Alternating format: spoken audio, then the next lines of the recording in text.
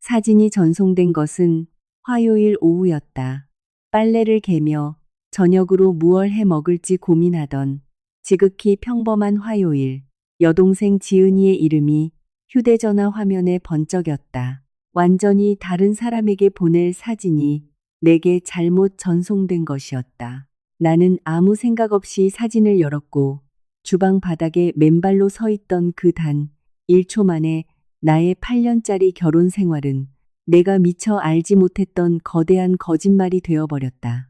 남편은 갓 태어난 두 아기를 안고 있었다. 사진 아래에는 아빠가 너희 둘 다 너무 사랑해라는 문구가 적혀 있었다.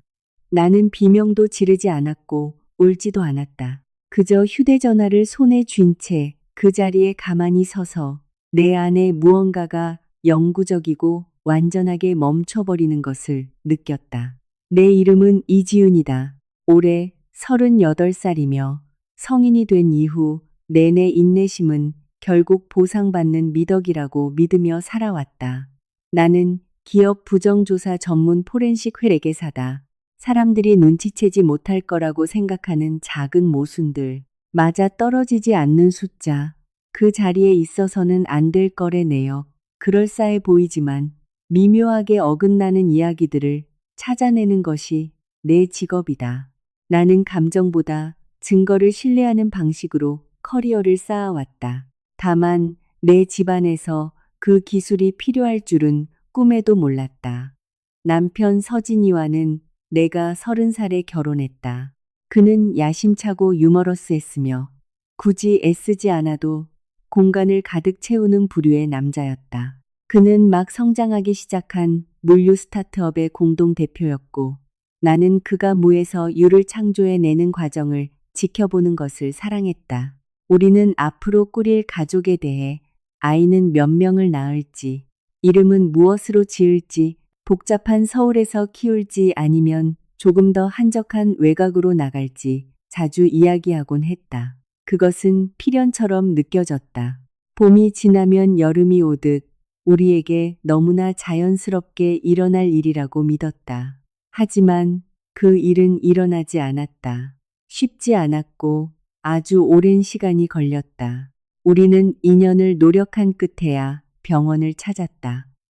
그리고 예약, 검사, 마치 제2의 외국어처럼 느껴지기 시작하는 의학 용어들이 우리 삶을 채웠다.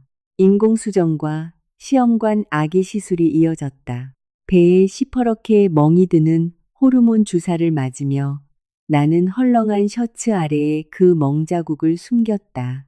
초음파 화면의 심장 박동 이상으로 자라나기도 전에 우리는 3번이나 아이를 잃었다. 서진이는 늘 나보다 빨리 회복하는 것처럼 보였기에 그 슬픔은 온전히 내가 홀로 감당해야 할 몫이었다. 나는 밤마다 잠 못 이루고 고객의 회계 장부를 뜯어보듯 머릿속으로 계산을 거듭했다. 어디서부터 잘못된 걸까? 내가 놓친 게 뭘까? 어떻게 다르게 했어야 했을까?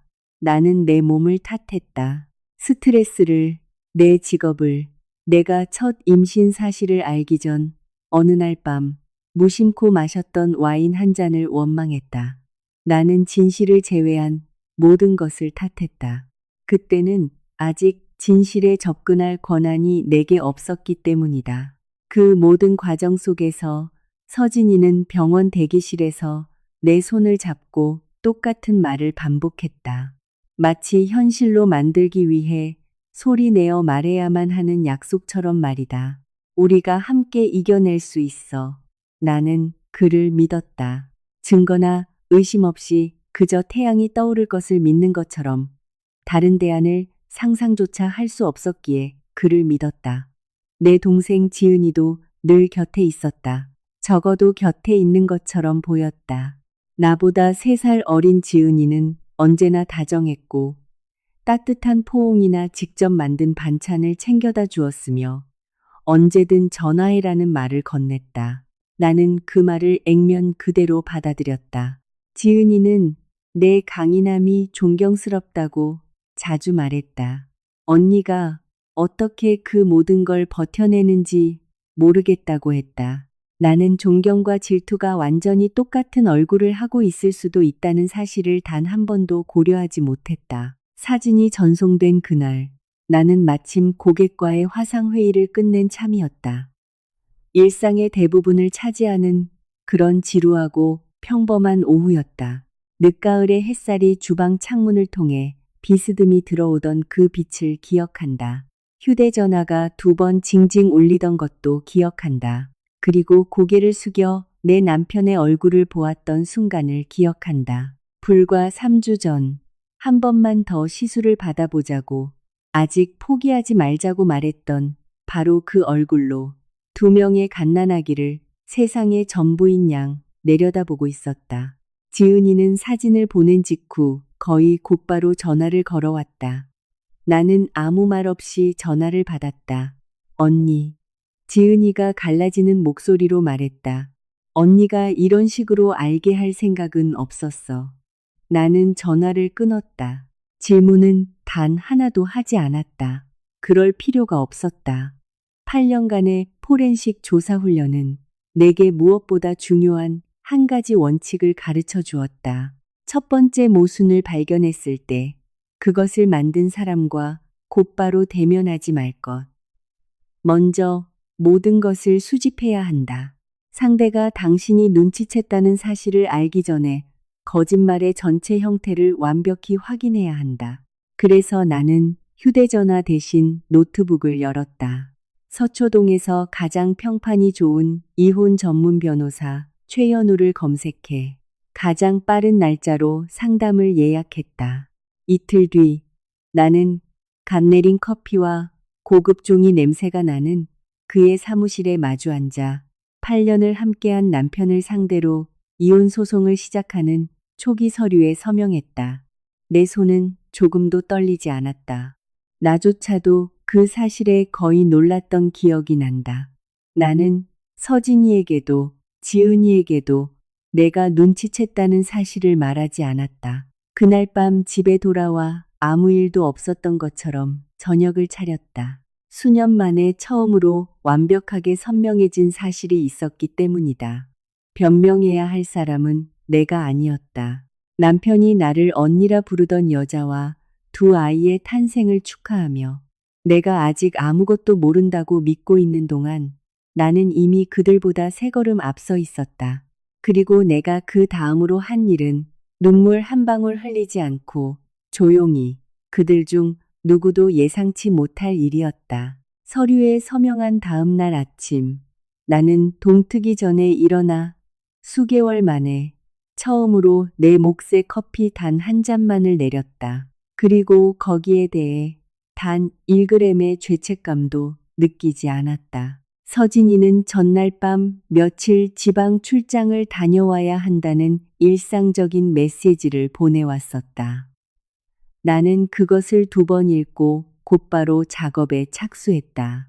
내 직업이 가르쳐준 단 한 가지가 있다면 절대 들키지 않을 거라 확신하는 사람들이 가장 지저분한 흔적을 남긴다는 것이다. 그들은 조심할 필요가 없다고 스스로를 설득했기에 경계를 푼다. 서진이는 지난 8년 동안 나와 함께 난임의 고통을 나누는 헌신적인 남편으로서의 평판을 구축해왔다. 그 이야기를 유지하는 데는 상당한 노력이 필요했고, 하나의 이야기를 유지하느라 바쁜 사람들은 자신이 다른 이야기의 증거를 흘리고 있다는 사실을 거의 눈치채지 못한다.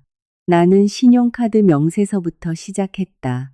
우리는 생활비를 제외하고는 통장을 각자 관리해 왔는데, 당시에는 합리적이라고 생각했던 그 결정이 지금에 와서는 거의 예언처럼 느껴졌다. 하지만 관리비와 식비를 위해 쓰는 생활비 공용 통장이 있었다. 수개월치의 대형마트 결제 내역과 공과금 영수증 사이에 묻혀 있는 양평의 한 부티크 호텔에서 결제된 4건의 내역을 찾아냈다. 우리 둘 다 그곳에 갈 이유는 전혀 없었다. 항상 목요일에서 금요일로 넘어가는 2박 일정이었다. 나는 내 휴대전화에 자동으로 기록되는 위치 기록과 달력 일정을 대조해 보았다. 솔직히 그 기능이 켜져 있다는 사실조차 잊고 있었다. 그 호텔 결제일 중 3번은 내가 시험관 시술 후 집에서 회복하고 있던 주간과 정확히 일치했다. 서진이가 머리를 좀 식히고 싶다며 회사에서 야근을 하겠다고 말했던 바로 그 주간들이었다. 나는 새벽 2시가 다 되도록 주방 식탁에 노트북을 열어놓고 앉아 있었다. 그리고 조각조각 지난 3년간의 내 결혼 생활이 내가 전혀 알아볼 수 없는 기괴한 형태로 재배열되었다. 지은이는 내가 병원에 가지 못할 때마다 자신이 서진이를 병원이나 진료실에 데려다 주었다고 여러 번 말했었다. 그냥 돕는 거야. 그녀는 그게 아무것도 아니라는 듯이 말하곤 했다. 나는 그 병원 동행이 서진이의 진료 일정이 아예 없는 날에 이루어졌다는 기록을 찾아냈다. 결정적으로 부부 공용 사진 클라우드를 뒤졌을 때 서진이는 몇 년 전부터 사용하지 않아 활성화된 줄도 몰랐던 그 폴더에 내가 여전히 접근할 수 있다는 사실을 까맣게 잊고 있었다. 나는 더 이상 놀랍지도 않았다. 거기엔 거의 3년 전으로 거슬러 올라가는 사진들이 있었다. 서진이 회사의 연말 회식 자리에서 지나치게 가까이 서 있는 지은이의 모습, 지방 출장이라고 기록해둔 주말 여행 사진 배경에는 거래처와는 전혀 상관없는 강릉 바다가 찍혀 있었다. 그들이 딱히 부주의했던 것은 아니었다. 그들은 그저 내가 들여다볼 거라고 상상조차 하지 않았을 뿐이다. 솔직히 말하고 싶은 게 있다. 이미 의심하고 있던 배신을 확인했을 때 찾아오는 특정한 종류의 고통이 있다. 그것은 전혀 예상치 못했던 배신을 발견했을 때의 충격과는 다르다. 이것은 2번째 종류였다. 그리고 그 고통 밑바닥에서 훨씬 더 차가운 무언가가 형태를 갖추고 있었다. 바로 명료함이었다. 8년 동안 나는 우리 결혼 생활의 모든 힘든 순간을 내 실패로 온전히 흡수해왔다. 내 몸의 문제, 내 잘못, 내가 고쳐야 할 짐. 이제 나는 내가 그 긴 시간 동안 다른 사람의 선택이 만든 무게를 짊어지고 있었다는 사실을 깨달았다. 나는 서진이를 추궁하지 않았다. 지은이에게 전화도 걸지 않았다. 대신 나는 내가 가장 잘하는 일을 했다. 파일을 만들었다. 모든 호텔 결제 내역, 엇갈리는 알리바이.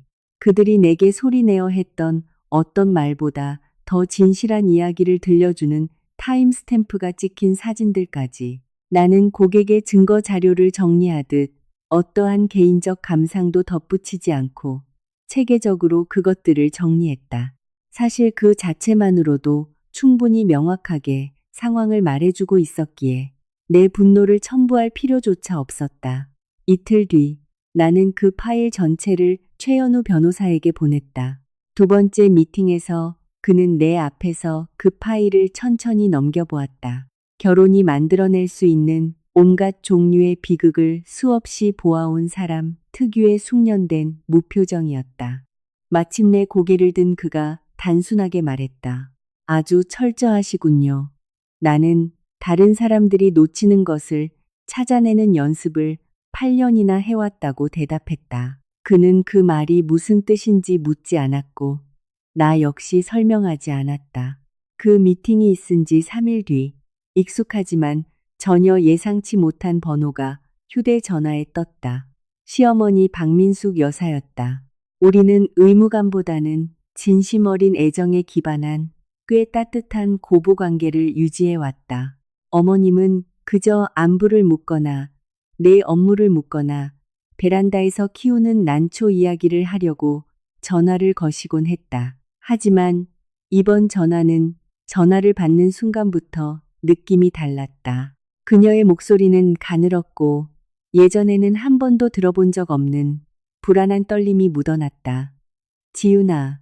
그녀가 내 이름을 부른 뒤 긴 침묵이 이어졌다. 수화기 너머로 거친 숨소리만 들려왔다. 다시 입을 열었을 때 그녀는 울고 있었고 목소리를 평온하게 유지하려 애쓰고 있었지만 실패했다. 제발, 그녀가 말했다. 아직 서진이에게 말하지 말아다오. 나는 바로 일주일 전 그 사진을 확인했던 나의 주방에 가만히 서서 내가 이미 완벽하게 이해했다고 생각했던 진실 아래에서 땅이 다시 한번 요동치는 것을 느꼈다. 서진 씨한테 뭘 말하지 말라는 말씀이세요, 어머니? 나는 물었다. 그녀는 질문에 대답하지 않았다. 그저 자신을 지탱하는 유일한 끈이라도 되는 것처럼 그 짧은 말만 계속해서 반복했다. 아직 말하지 마라. 아직은 안 돼. 수화기 너머로 시어머니가 무너져 내리는 소리를 들으며 나는 깨달았다. 나는 불륜을 밝혀냈다. 하지만 어찌된 일인지 내가 아직 진짜 진실을 밝혀내지 못했다는 직감이 점점 더 강하게 밀려왔다. 이틀 뒤 나는 우리 집과 시댁의 중간쯤에 있는 작은 한옥 카페에서 어머님을 만났다. 지난 몇 년간 편안한 대화를 나누기 위해 10여 번은 넘게 방문했던 곳이었다. 이번에는 내가 도착했을 때 그녀가 먼저 자리에 앉아 있었고 찻잔을 쥔 손가락 관절이 하얗게 질릴 정도로 꽉 쥐고 있었다. 내가 맞은편 의자를 빼고 앉을 때까지 그녀는 고개를 들지 않았다. 내 기억 속의 모습보다 훨씬 나이 들어 보였다. 세월 때문이 아니라 너무 오랫동안 내려놓지 못하고 짊어져 온 무거운 짐에서 비롯된 피로감 때문이었다. 박민숙 여사는 늘 꼿꼿하고 식탁보를 각 잡혀 다림질하며 아무리 언쟁이 있어도 절대 목소리를 높이지 않는 분이었다. 하지만 지금 내 앞에 앉아 있는 여자는 며칠 밤낮을 한숨도 못 잔 사람 같았다. 네가 꼭 알아야 할 게 있다. 내가 외투를 벗기도 전에 그녀가 입을 열었다. 지금부터 내가 할 이야기는 8년 전에 했어야 마땅한 말이다. 나는 하루도 빠짐없이 침묵했던 것을 후회하며 살았단다. 나는 아무 말도 하지 않았다. 내 직업상 침묵이야말로 상대방이 계속 말을 이어가게 만드는 가장 빠른 방법이라는 것을 잘 알고 있었다. 어머님은 천천히 숨을 들이마신 후 우리 결혼의 아주 초기부터 모든 것을 바꿔놓았을 무언가, 아주 중요한 무언가를 알고 있었다고 털어놓았다. 사람들이 사실을 있는 그대로 입 밖으로 꺼내는 순간 그것이 영원한 현실이 될까봐 두려워할 때 빙빙 돌려 말하듯 그녀 역시 조각조각 이야기를 꺼냈다. 지은이도 알고 있나요? 내 가슴을 가장 무겁게 짓누르고 있던 질문이었기에 그렇게 물었다. 만약 내 친동생이 수년 동안 내 결혼 생활의 비밀을 알고서도 남편과 불륜을 저지르며 입을 다물고 있었다면 내가 그 대답을 감당할 수 있을지 확신할 수 없었다. 어머님은 단호하게 고개를 저었다. 아니, 지은이는 이 사실을 전혀 모른다. 서진이도 마찬가지야. 그녀의 눈과 내 눈이 마주쳤고 그 눈빛에는 거의 애원하는 듯한 무언가가 담겨 있었다. 나랑 단 한 사람, 예전 너희 담당 의사였던 정수연 원장만 알고 있다. 위장이 조여드는 것이 느껴졌다. 정수연 원장은 8년 전 우리 난임 시술의 거의 모든 단계를 총괄했던 의사였다. 검사, 시술, 확률과 선택지, 그리고 다음에 무엇을 할지에 대한 셀 수 없이 많은 상담들. 결국 시술을 중단하고 우리가 계획했던 삶 대신 우리에게 주어진 삶과 평화롭게 지내기로 합의한 이후로 수년 동안 나는 그녀와 연락한 적이 없었다. 정 원장님이 이 일과 무슨 상관이 있나요? 내가 물었다. 어머님의 손이 찻잔 주위로 떨렸다. 검사 결과 보고서가 하나 있었다. 너희 둘이 어떻게든 아이를 가지려고 모든 방법을 다 동원하고 있던 그 시절의 결과였지. 서진이가 보기 전에 내가 먼저 봤어. 내가 봐서는 안 될 물건이었는데. 서진이 앞으로 잘못 배달된 우편물이었고 나는 의뢰오는 일상적인 우편물인 줄 알고 아무 생각 없이 뜯어보았다. 그녀는 말을 멈췄고 다시 입을 열었을 때 목소리는 거의 속삭임으로 변해 있었다. 일상적인 게 아니었어. 나는 완벽하게 미동도 없이 기다렸다. 나는 그걸 읽었고 서진이가 이걸 보게 되면 결코 돌이킬 수 없을 만큼 그 아이 안에 무언가가 부서질 거라는 걸 즉시 깨달았다. 그래서 결정을 내렸지. 정수연 원장에게 직접 전화를 걸어 엄마로서 이 일을 내가 원하는 방식과 원하는 시간에 처리할 수 있게 해달라고 부탁했다. 정 원장도 우리 가족을 오래전부터 알고 지냈고 내가 모두를 위해 올바른 선택을 할 거라 믿었기에 자신의 판단에 반하면서도 동의해 주었어. 어머님은 시선을 테이블 아래로 떨구었다. 나는 누구를 위해서도 올바른 일을 하지 못했어. 그저 고통을 뒤로 다미루고 훨씬 더 거대한 재앙으로 자라나게 내버려 두었을 뿐이지. 나는 내가 이미 수집해둔 모든 조각들을 떠올렸다. 호텔 영수증, 엇갈리는 알리바이, 서진이나 지은이가 내게 소리내어 말했던 것보다 훨씬 더 진실을 말해주던 사진들. 나는 이 대화의 자리에 나올 때까지만 해도 내 결혼 생활이 무너진 형태를 온전히 이해하고 있다고 자만했다. 하지만 박민숙 여사 맞은편에 앉아 나는 내가 훨씬 더 오래되고 기이한 무언가의 표면만 보고 있었다는 것을 깨달았다. 어머니, 나는 조심스럽게 입을 뗐다. 그 보고서에 뭐라고 적혀 있었나요? 그녀는 떨리는 손으로 핸드백을 뒤져 작고 낡은 종이 한 장을 꺼냈다. 보고서 원본은 아니라고 설명했다. 원본을 읽은 날 자신이 직접 적어둔 메모였다. 언젠가 진실을 밝힐 용기가 생겼을 때 정확히 무엇이라 적혀 있었는지 기억하기 위해 적어둔 것이라고 했다. 그녀는 그 메모를 내게 건네지 않았다. 마치 아직은 세상에 내보내기엔 너무 위험한 물건인 것처럼 꽉 쥐고 있을 뿐이었다. 여기서는 말해줄 수 없구나. 그녀가 말했다. 이런 식으로는, 이렇게 조각난 상태로는 안 돼.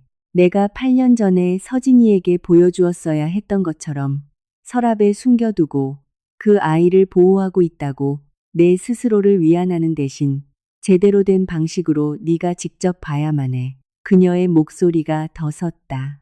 나는 서진이가 무너지는 걸 보는 것으로부터 나 자신을 보호하고 있었던 거야. 내 아들을 망가뜨리는 사람이 내가 되는 것을 피하고 싶었던 거지.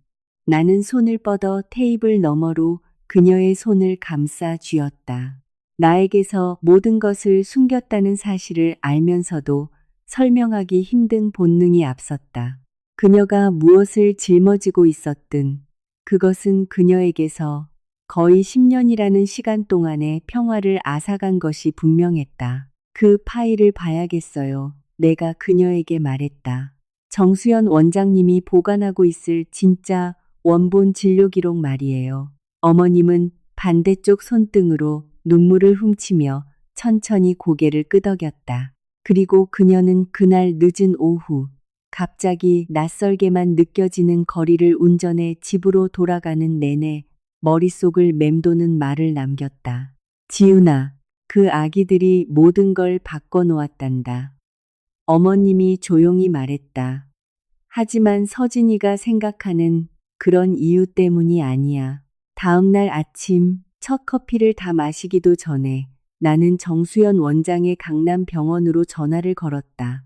마지막 시술이 실패하고 서진이와 내가 조용히 시술을 중단하고 우리가 가질 수 없는 가족에 대한 애도를 받아들이기로 합의한 지 거의 5년 만이었다.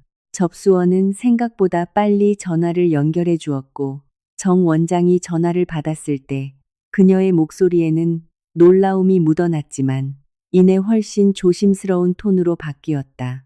지훈 씨, 오랜만이네요. 그녀가 말했다. 예전 진료 기록을 확인하고 싶습니다. 내가 말했다. 우리가 시술을 진행했던 그 해의 모든 검사 결과와 기록 전체를요. 수화기 너머로 잠시 병원 특유의 낮게 웅웅거리는 백색 소음이 들릴 만큼 긴 침묵이 흘렀다. 무슨 일로 기록을 찾으시는지 여쭤봐도 될까요? 어머님이 저를 찾아오셨습니다. 내가 짧게 대답했다. 이번에는 더 짧은 침묵이 이어졌다. 오늘 오후에 병원으로 오세요. 내가 직접 모든 기록을 준비해 두겠습니다. 병원은 내 기억 속의 모습과 거의 똑같았다. 옅은 회색 벽. 절망적인 소식을 조금이나마 부드럽게 전하기 위해 걸어둔 수채화 그림들까지. 정 원장은 진료실 대신 자신의 개인 원장실에서 나를 맞이했고, 책상 위에는 이미 두꺼운 서류 철이 놓여 있었다. 50대가 된 그녀의 머리카락에는 마지막으로 마주 앉았을 때만 해도 검었던 머리에 은빛이 성글게 섞여 있었다. 하지만 사실을 편안하게 포장하려 하지 않는 그녀 특유의 신중한 태도는 여전했다. 이 기록을 보여주기 전에 그녀가 입을 열었다. 나 역시 지난 몇 년간 이 일에 가담했던 것을 깊이 후회하고 있었다는 걸 알아주셨으면 해요. 박민숙 여사님이 진심으로 절망에 빠진 채 저를 찾아왔고, 저는 2번 다시는 하지 않을 선택을 하고 말았어요. 환자가 자신의 결과를 알 권리보다 어머니의 두려움을 앞세우는 실수를 저지른 겁니다. 그녀가 서류철을 내 쪽으로 밀었다. 미안해요, 지훈 씨. 진심으로요. 내가 무엇을 발견하게 될지 이미 짐작하고 있었음에도 예상보다 흔들림 없는 손으로 서류를 열었다. 안에는 호르몬 수치, 초음파 기록 등 내가 익히 알고 있는 8년간의 노력의 흔적들이 있었다. 하지만 맨 뒷장 근처에 내가 단 한 번도 본 적 없는 보고서가 있었다. 날짜는 거의 정확히 8년 전이었고, 수신인은 내가 아니라 김서진, 남편의 이름이 분명히 적혀 있었다. 나는 헷갈려하는 고객을 위해 재무제표를 해석해 주던 때처럼 머릿속으로 의학 용어들을 천천히 해독해 나갔다. 그 의미는 너무나 명백했다. 검사 결과는 나에 대한 것이 아니었다. 서진이에 대한 것이었다. 보고서는 지난 수년간 우리가 겪었던 어려움의 원인이 내가 10년 가까이 믿어왔던 것처럼 내 몸에 있지 않다는 것을 임상적으로 명백하게 보여주고 있었다. 중증 남성 난임 소견이 있었다. 정 원장은 부부가 함께 대안적인 방법을 논의할 것을 서면으로 권고했다. 그 편지는 서진이의 이름이 적힌 봉투에 담겨 집으로 발송되었다. 박민숙 여사가 실수로 그것을 열었고 아들에게 건네는 대신 패닉에 빠진 채 혼자 결정을 내린 것이다. 아들이 도저히 견뎌내지 못할 진실로부터 그를 보호하기 위해서였다. 나는 그 조용한 원장실에 앉아 8년간 나 자신을 탓해왔던 마음이 완전히 다른 형태로 재배열되는 것을 느꼈다. 내가 뭘 잘못했을까? 머릿속으로 계산하며 지새웠던 수많은 밤들. 우리에게 아이가 없는 이유가 내 몸 때문이라고 믿으며 견뎌냈던 수술과 시술들. 어둠 속에서 서진이에게 당신이 원하는 걸 주지 못해 미안하다고 속삭였던 수많은 사과들. 그중 단 하나도 애초에 내 몫이 아니었다. 왜 서진 씨에게 말하지 않으신 건가요? 나는 질문을 던지면서도 이미 내 안의 어느 한 구석에서 그 형태를 이해하고 있었다. 두려움 때문이었겠죠. 정 원장이 부드럽게 말했다. 어머님은 맹목적인 방식으로 아들을 깊이 사랑했어요. 진실보다 그 아이를 보호하는 게 우선인 어머니들처럼요. 아들이 영원히 모른다면 상처받을 일도 없을 거라고 스스로를 설득하신 겁니다. 결국 그 결정이 2사람 모두에게 어떤 대가를 치르게 할지는 미처 생각하지 못하셨던 것 같아요. 나는 지은이를 떠올렸고 갓난아기 쌍둥이를 안고 있는 서진이의 사진을 떠올렸다. 아무런 주저함도 의심도 없이 스스로를 아빠라고 부르던 그 캡션까지도 내 앞에 보고서가 정확하다면, 그리고 이제는 더 이상 그걸 의심할 이유조차 없었다. 그 아이들은 생물학적으로 서진이의 아이가 아니었다. 그렇다면 지은이조차 진실을 모르고 있거나 아니면 단순한 불륜보다 훨씬 더 복잡한 무언가를 그녀가 숨기고 있다는 뜻이었다. 나는 이 생각들을 밖으로 꺼내지 않았다. 그저 정 원장에게 모든 기록의 복사본을 요청했고, 그녀는 주저없이 새 복사본을 만들어 책상 너머로 밀어주었다. 마치 8년 만에 마침내 의사로서 처음부터 했어야 할 일을 허락받은 사람처럼 보였다. 나는 그날 서진이를 추궁하지 않았다. 지은이에게도 전화하지 않았다.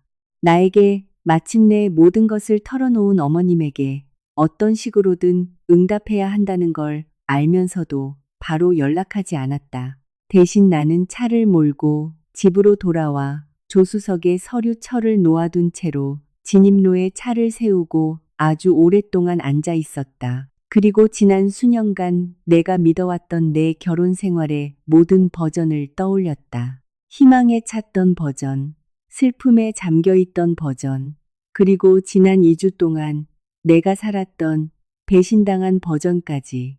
그중 어느 것도 완전한 진실은 아니었다. 그리고 이제 나는 그 모든 것의 의미를 바꿔놓을 마지막 조각을 손에 쥐고 있었다. 그날 저녁 마침내 어머님께 전화를 걸었을 때 내 목소리는 그녀가 놀랄 만큼 차분했다. 서류를 확인했어요. 내가 말했다. 무슨 내용인지 알겠습니다. 수화기 너머로 긴 침묵이 흘렀다. 그리고 마침내 그녀가 입을 열었을 때 8년 동안 홀로 짊어지고 있던 짐의 일부를 마침내 내려놓은 듯 극도의 피로감 사이로 안도감 같은 것이 묻어났다. 어머님이 그 아기들을 처음 봤을 때 왜 공포에 질린 표정이었는지 이제야 알겠네요. 내가 말했다. 서류를 법원에 접수한 후 거의 2주 동안 서진이에게서는 연락이 없었다. 그는 지은이와 함께 그게 어디든 간에 아직 자신이 알지 못하는 진실을 품고 있는 두 아기와 소꿉놀이를 하고 있었다. 나는 그 2주 동안 내가 시작한 일을 조용히 마무리 지었다. 최연우 변호사와 2번 더 만나 재정 기록을 정리하고 원래 믿고 있던 이유와는 전혀 다른 이유로 끝나게 될 이 결혼을 실질적으로 종료하기 위한 절차를 밟아갔다. 지은이에게는 연락하지 않았다. 이 일에 대해 그녀가 어디까지 알고 있는지 알 수 없었고 솔직히 알고 싶지도 않았다. 어떤 배신은 순전한 분노만으로도 극복할 수 있을 만큼 단순하다. 하지만 이 배신은 깊은 뿌리를 가지고 있었다. 나 자신조차 상황을 완전히 소화하기 위해 애쓰고 있었다. 어머님이 목요일 저녁에 내게 전화를 건 것은 불안과 절박함이 섞인 팽팽한 목소리로였다. 서진이가 집에 온단다. 어머님이 헛기침을 하며 말했다. 오늘 밤에 아기들을 정식으로 보여주고 싶다더구나. 그녀가 잠시 멈췄다. 지은이도 데려온다는구나. 나는 그 말이 무슨 뜻인지, 그리고 그것이 그녀에게 어떤 고통을 안겨줄지 즉시 이해했다. 어머니, 준비가 안 되셨다면 아무것도 하지 않으셔도 돼요. 8년 동안이나 숨겨왔어, 지윤아. 어머님이 조용히 말했다. 이제는 그만둬야 할 때인 것 같구나. 나는 그 자리에 없었지만 어머님은 나중에 모든 디테일을 하나하나 다 말해주셨다. 마치 나 자신이 그 집 현관에 서 있었던 것처럼 머릿속으로 그 장면을 생생하게 그릴 수 있었다.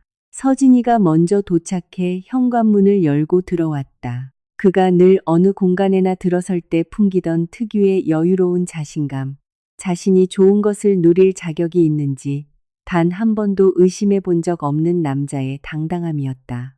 지은이는 양손에 아기 바구니를 하나씩 들고 그 뒤를 따르고 있었고 그녀의 얼굴은 미안함과 자랑스러움이 반씩 섞인 표정으로 정교하게 꾸며져 있었다. 어머님의 말에 따르면 지은이는 초보 엄마 특유의 피곤한 모습이었지만 동시에 그 피로 아래 어딘가에서 환하게 빛나고 있었다고 했다. 오랫동안 간절히 원하던 것을 마침내 얻어낸 사람의 얼굴이었다. 서진이는 뭔가의 가방을 내려놓고 어머님을 향해 돌아섰다. 어머님은 그 표정을 평생 잊지 못할 거라고 하셨다. 개방적이고 희망에 차 있고 거의 소년 같았다. 어머니에게 평생 최고의 뉴스를 전하기 직전의 남자의 얼굴. 엄마. 서진이가 지은이가 조심스럽게 들어 올리고 있는 쌍둥이를 가리키며 말했다. 엄마 드디어 할머니 되셨어요. 어머님은 그 말이 끝나자마자 거실이 아주 고요해졌다고 했다.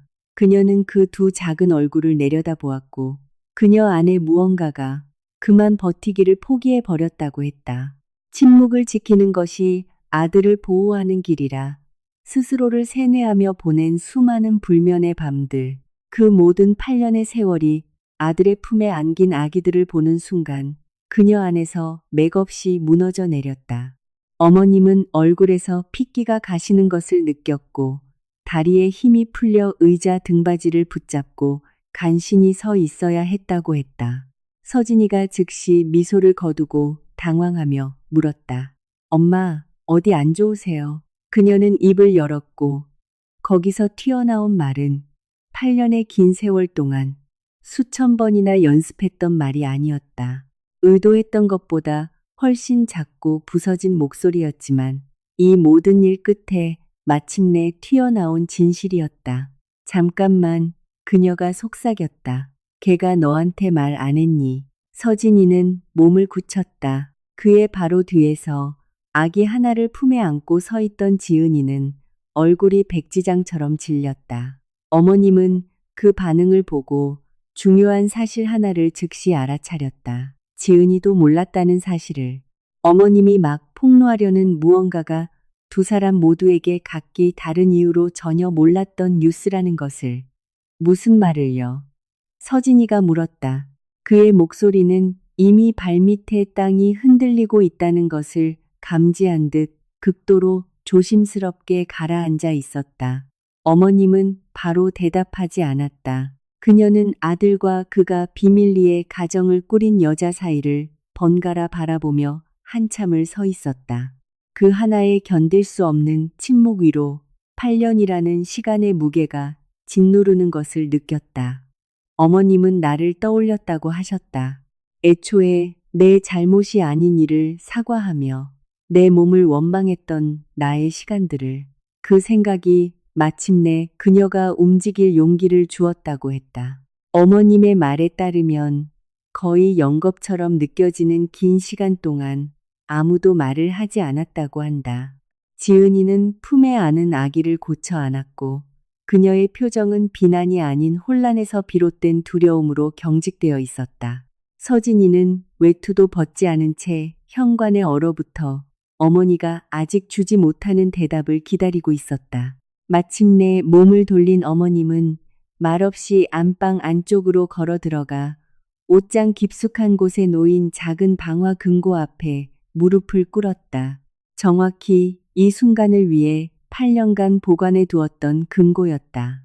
언젠가 준비가 되면 열겠다고 다짐했지만 과연 그날이 오기나 할지 스스로도 의심하기 시작했던 참이었다.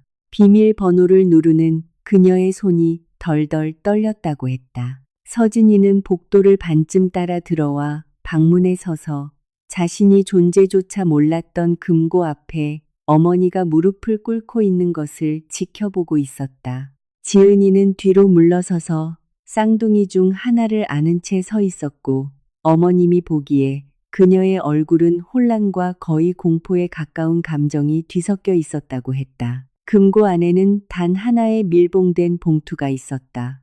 8년 동안 만져지고 고민하고 다시 제자리로 돌아가는 과정을 반복하느라 모서리가 부드럽게 닳아 있었다.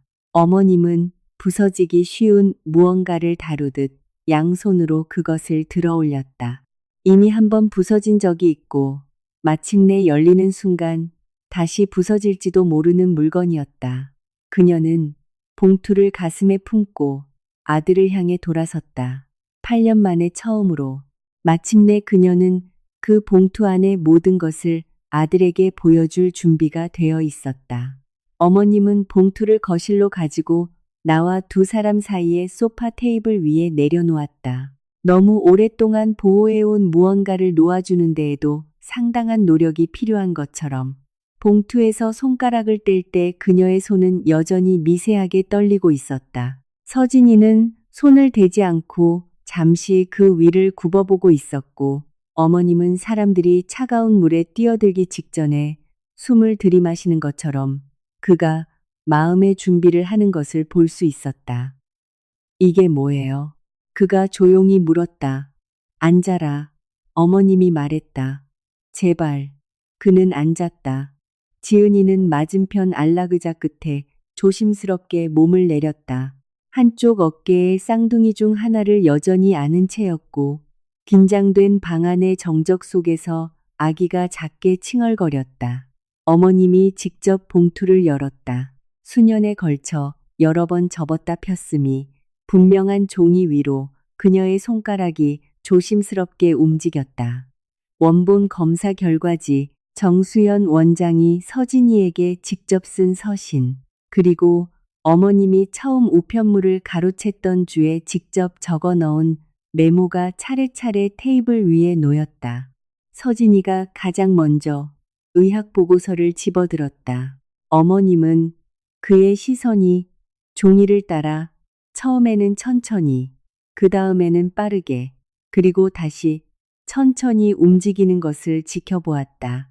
그다지 복잡하지 않은 용어들이었지만 지난 8년간의 삶에 대한 그의 이해를 근본적으로 뒤집어 놓고 있는 그를 이해하려고 애쓰며 특정 문장을 몇 번이나 다시 읽어 내려갔다. 그가 입을 열었다가 멈췄다. 그는 어머니를 올려다 보았다. 이거 나에 대한 거네요. 그래, 어머님이 부드럽게 대답했다. 이건 지훈이 기록이 아니야. 내 기록이다. 그의 목소리가 이상하게 평탄해져 있었다. 어머님은 그에게서 한 번도 들어본 적 없는 톤이었다고 했다. 우리가 아이를 가질 수 없었던 이유가 한 번도 지훈이 탓이 아니었다는 말씀이세요. 어머님은 목에 걸린 울음 탓에 말을 잇지 못하고 고개만 끄덕였다. 서진이는 마치 자신의 손을 갑자기 믿을 수 없게 된 사람처럼 극도로 과장된 조심스러움을 보이며 종이를 내려놓았다. 8년이요. 그가 말했다. 8년 동안 지훈이가 자기 잘못이라고 생각하게 내버려 뒀다고요. 지훈이가 나한테 사과했어요, 엄마. 나한테 울면서 사과했고 나는 그걸 다 받아줬어요. 그의 목소리가 마지막 단어에서 갈라졌다. 다르게 말할 내용이 있다는 걸 나조차 몰랐으니까요. 거실 반대편에 앉은 지은이는 얼어붙은 듯 꼼짝도 하지 않고 있었고 어깨에 기댄 아기도 이내 조용해졌다. 어머님은 퍼즐 조각이 맞춰지면서 지은이의 얼굴에 일어나는 변화를 지켜보았다. 만약 이 보고서가 정확하다면 8년 전의 남성 난임 진단이 사실이고 해결되지 않은 것이라면 그녀의 품에 안긴 아이들, 불륜 기간 동안 서진이와의 사이에서 가졌다는 이 아이들 역시 생물학적으로 서진이의 아이가 아닐 가능성이 높았다. 나와의 임신을 불가능하게 만들었던 바로 그 원인이 지은이와의 임신 또한 불가능하게 만들었을 테니까. 서진 오빠, 지은이가 조심스럽게 불렀다.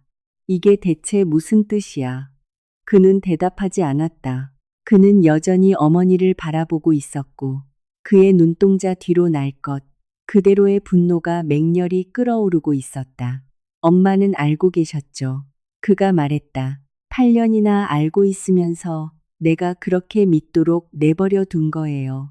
그는 차마 문장을 끝맺지 못했다. 손에 종이를 쥔 채 벌떡 일어난 그는 머리가 생각하기를 멈춰버려 몸이라도 움직여야 한다는 듯 거실 끝에서 끝으로 서성거리기 시작했다.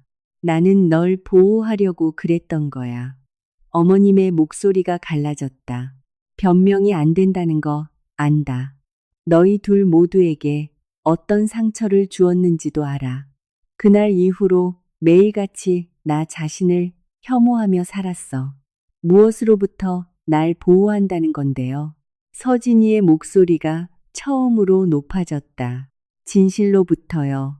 종이 쪼가리 하나로부터요. 엄마는 내 아내가 8년 동안 자책하는 걸 지켜보게 만들었어요. 엄마, 내 아내가 시술을 받고 유산을 겪고 그 모든 과정을 견디면서 자기 몸이 우리를 배신했다고 믿게 내버려 뒀다고요. 정작 그 원인이 그는 자신의 생각을 물리적으로 붙잡아 두려는 듯 손바닥으로 이마를 꾹 눌렀다. 지은이가 천천히 자리에서 일어나 아기를 골반 위로 고쳐 안았다. 오빠, 그녀가 이번엔 더 작은 목소리로 다시 불렀다. 이것 좀 나랑 같이 봐. 만약 여기에 쓰인 게 사실이라면 이 아기들은 그녀 역시 말을 끝맺지 못했다. 방 안은 그 어떤 때보다 무겁고 끔찍한 침묵 속으로 가라앉았다. 어머님의 말에 따르면 서진이는 마침내 지은이 쪽으로 고개를 돌렸다. 그리고 두 사람 사이에 오고 간 시선에는 사랑 따위는 전혀 없었다. 지난 3년 동안 그들이 함께 쌓아 올린 모든 것이 그가 방금 산산조각 내버린 결혼 생활과 정확히 똑같이 부서진 토대 위에 세워졌다는 갑작스럽고 차가운 깨달음만이 오갔을 뿐이다. 불륜, 비밀, 불과 10분 전만 해도 자기 자식이라며 자랑스레 소개했던 아이들. 그 어느 것도 그가 믿었던 의미가 아니었다. 현관문을 열고 들어왔을 때의 환희는 사라지고 없었다. 그는 테이블에 흩어진 검사 보고서를 내려다보고 어머니를 본 다음 자신의 핏줄이 아닐지도 모르는 아이를 안고 있는 지은이를 보았다. 어머님은 서진이의 얼굴이 일종의 붕괴라고 밖에 설명할 수 없는 상태로 무너져 내렸다고 했다. 물리적인 것이 아니라 내면적인 붕괴. 겉벽은 기적처럼 서 있는데 건물 내부가 완전히 무너져 내리는 것을 지켜보는 것 같았다고. 지은이를 만나야겠어요. 마침내 텅 빈 목소리로 그가 말했다. 지은이랑 얘기를 해야겠어요. 서진아, 어머님이 막아섰다. 지금은 좀 진정하는 게 좋지 않겠니? 네 자신에게 시간을 좀. 하지만 그는 이미 현관 테이블에서 차키를 낚아채며 움직이고 있었고 누구도 말릴 틈 없이 앞문을 활짝 열어젖히고 나갔다. 어머님이 뒤에서 그의 이름을 부르며 목이 메었지만 그는 뒤돌아보지 않았다. 그녀는 현관문에 서서 그의 차가 너무 빠른 속도로 진입로를 빠져나가 어두운 거리로 붉은 후미등을 반짝이며 사라지는 것을 지켜보았다. 8년 동안 묻혀있던 진실이 등 뒤에서 갈라지는 소리를 들으며 우리 집을 향해 운전해 오던 서진이가 아직 몰랐던 사실이 하나 있다. 어떤 문은 한번 완전히 닫히고 나면 그것이 왜 닫혀 있어야 했는지 누군가 뒤늦게 깨달았다고 해서 다시 열리지는 않는다는 사실이다. 서진이가 우리 집에 나타난 것은 그날 밤 9시가 조금 넘어서였다. 거실 벽을 휩쓸고 지나가는 헤드라이트 불빛을 보았고 차 문이 닫히는 소리를 듣기도 전에 나는 이 방문이 무엇을 의미하는지 기묘할 정도의 평온함 속에서 완벽히 이해했다. 나는 서둘러 문을 열어주지 않았다. 손에 들고 있던 수건을 끝까지 개켜 조리대 위에 올려둔 뒤 평소와 다름없는 속도로 다름없가 현관에 선 그는 8년의 결혼 생활 동안 한 번도 본 적 없는 모습이었다. 셔츠 깃은 비뚤어져 있었고 차를 몰고 오는 내내 차 안에서 울었던 사람처럼 눈가는 붉게 짓물러 있었다.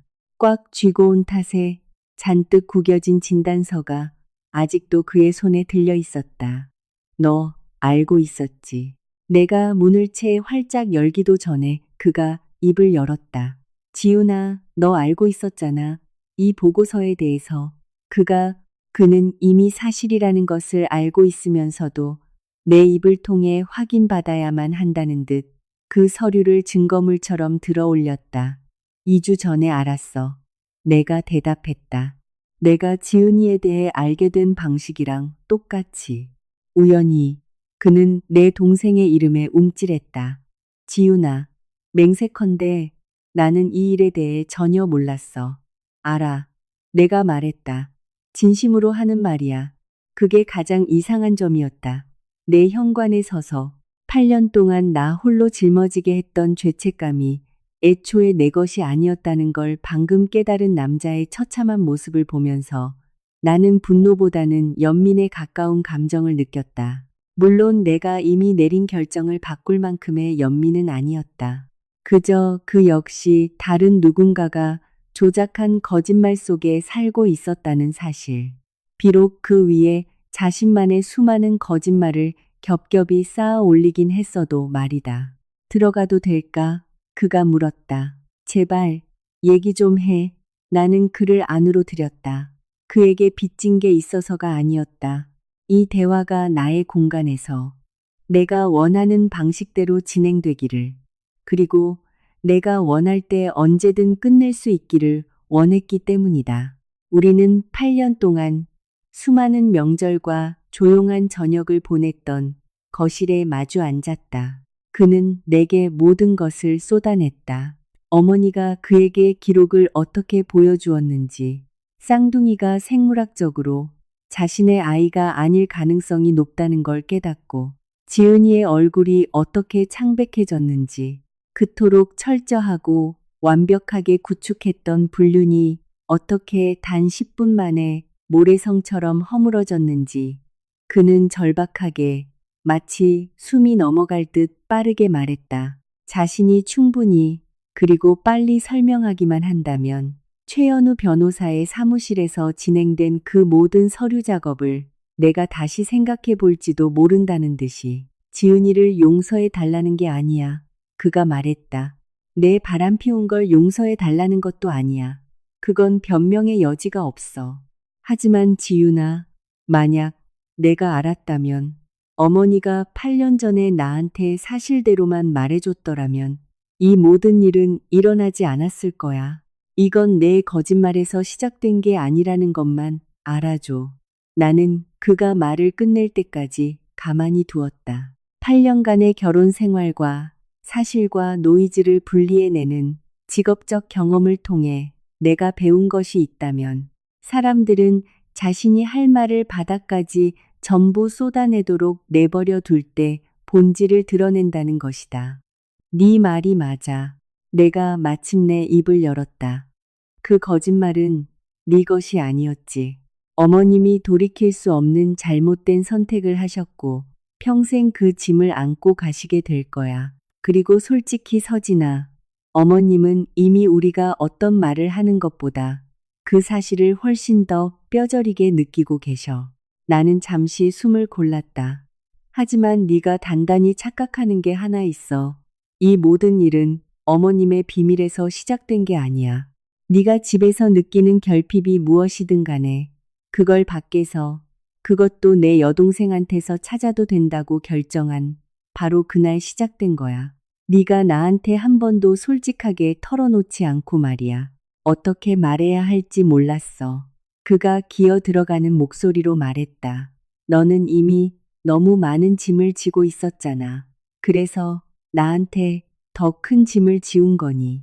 내가 되물었다. 내가 8년 동안 아이를 가지지 못하는 원흉이라고 믿게 내버려 둔 채로 넌 밖에서 다른 여자랑 가정을 꾸리고 있었어. 진단서 하나가 그 사실을 무효로 만들어주지는 않아, 서진아. 그 보고서는 고통의 일부를 설명해 줄 뿐이야.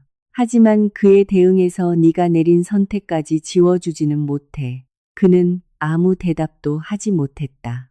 나는 그의 얼굴에서 무언가가 마침내 내가 하는 말을 받아들이는 것을 지켜보았다. 차를 몰고 오는 내내 머릿속으로 수없이 구성했던 변명들이 막상 소리내어 말하고 나니 아무런 논리도 없다는 것을 깨달았을 때 사람의 몸에서 투지가 쑥 빠져나가는 바로 그 모습이었다. 이제 어떻게 되는 거야? 그가 수년 만에 듣는 가장 작고 무력한 목소리로 물었다. 이제 내가 대답했다. 이혼 소송은 예정대로 진행될 거야. 오늘 밤 일어난 일로 바뀌는 건 아무것도 없어. 그는 천천히 고개를 끄덕였다. 여전히 손가락 사이에 구겨져 있는 진단서를 멍하니 내려다본 채로. 그리고 지은이에 대해서는 이제 내 알 바 아니야. 내가 말했다. 그리고 그 말을 내뱉는 순간 그게 정말 진심이라는 것을 깨달았다. 호텔 영수증과 어머님의 고백, 그리고 그 낡은 의료 기록의 건조한 의학 용어들 사이를 오갔던 지난 2주 동안의 어느 지점에서 나는 내 여동생에게 무슨 일이 일어나는지 궁금해하기를 멈췄다. 그녀와 서진이가 무엇을 세웠든 관객으로서의 내가 사라진 상태에서 남겨진 파편들은 온전히 그들 스스로 치워야 할 몫이었다. 서진이는 자정 직전에 떠났다. 나는 창가에 서서 그가 왔던 길을 되돌아 사라지는 자동차의 붉은 후미등을 지켜보았다. 그리고 2주 만에 처음으로 내 가슴속이 조여드는 대신 무언가가 평온하게 자리 잡는 것을 느꼈다. 8년 동안 나는 애초에 진실이 아니었던 이야기에 나 자신의 가치를 추참해고 끊임없이 나를 저울질해왔다. 이제 나는 내 결혼의 끝이 결국 잘못 보내진 사진 한 장이나 불륜 혹은 낡은 진단서 속에 묻혀있던 비밀에 대한 것이 아니었음을 이해했다. 그것은 내가 다른 누군가가 나에게 진실을 말해주기를 기다리는 것을 마침내 멈추고 내 스스로 진실을 찾아 나선 바로 그 순간에 대한 이야기였다. 최종 이혼 조정은 서진이가 내 거실에 앉아 우리 결혼에 대한 자신의 모든 이해를 무너뜨린 보고서를 읽은 지 3주 뒤 목요일 아침으로 잡혀 있었다. 나는 여느 중요한 미팅에 갈 때 입는 옷차림으로 나섰다. 단순하고 단정하며 내가 어떻게 보이고 싶은지에 대해 단 1초도 더 생각하지 않았다는 것을 보여주는 옷. 나는 더 이상 강한 척 연기할 필요가 없었다. 그 시점에서 나는 이미 강해져 있었으니까. 최현우 변호사는 예정보다 조금 일찍 서울 가정법원 앞에서 나를 기다리고 있었다. 마무리 세부 사항들을 마지막으로 점검했지만 사실 더 논의할 것은 없었다. 재산 분할 명세는 명확했다. 서류로 드러난 모든 정황을 고려할 때 합의 조건은 서진이에게 과분할 정도로 공정했다.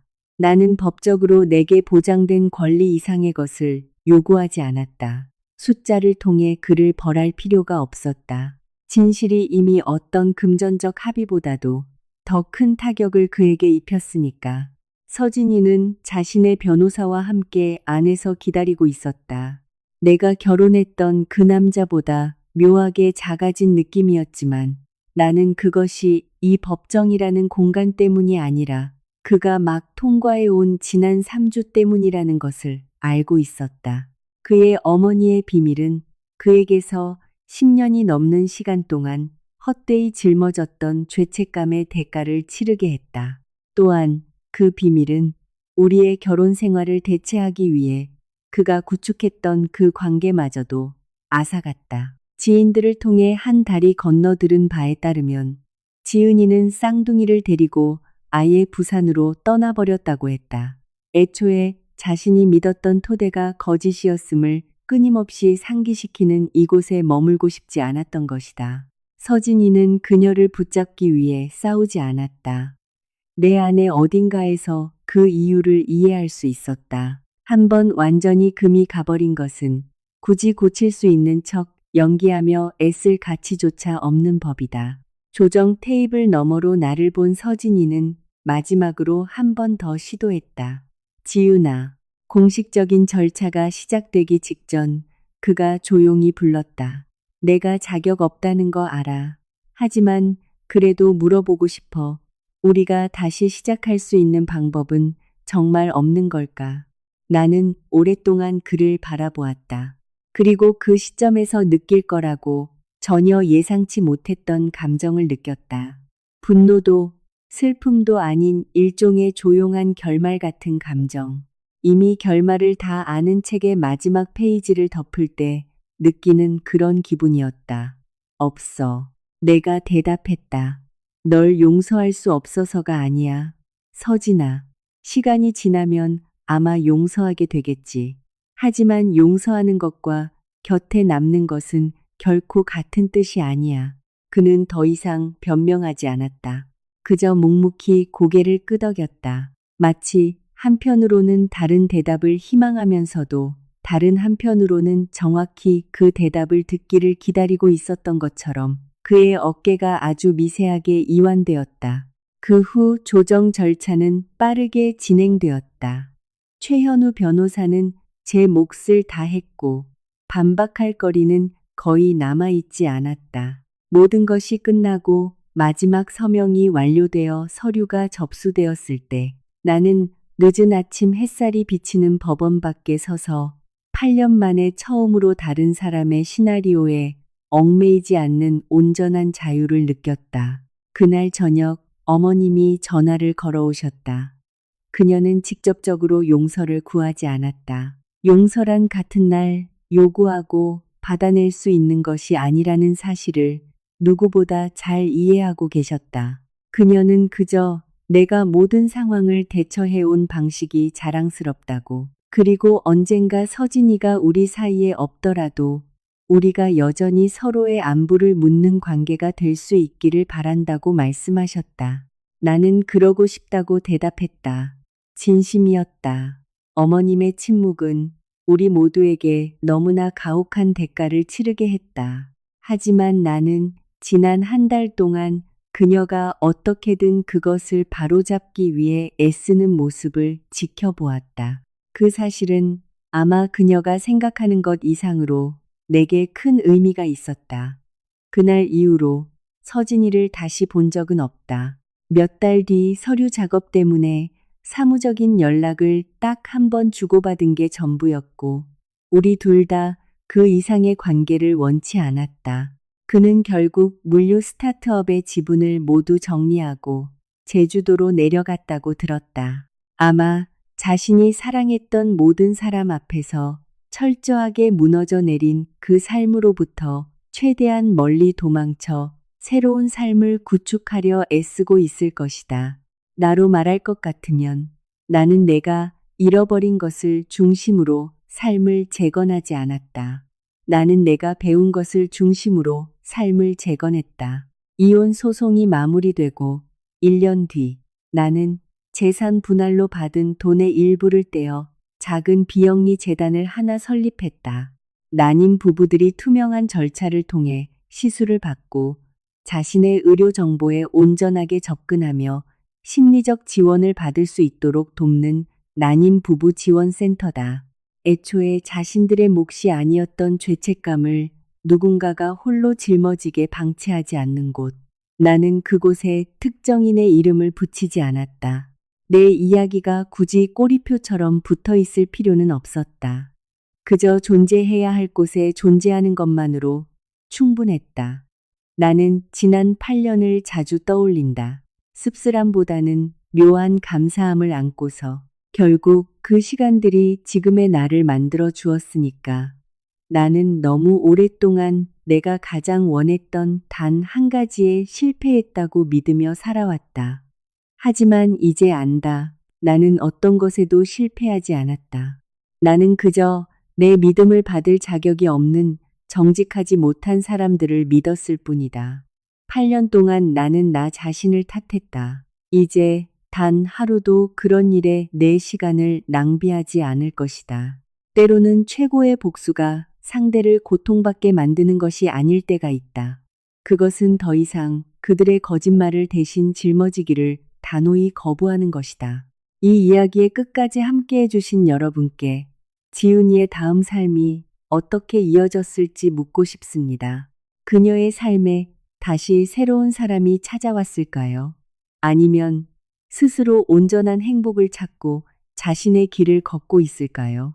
아래에 여러분의 생각과 오늘 어느 도시에서 이 이야기를 듣고 계신지 댓글로 남겨주세요. 여러분의 이야기가 항상 궁금하답니다. 앞으로도 이런 깊이 있는 이야기들이 많이 준비되어 있으니 꼭 구독해 주시고 새로운 이야기를 놓치지 마세요. 우리의 여정은 계속될 겁니다.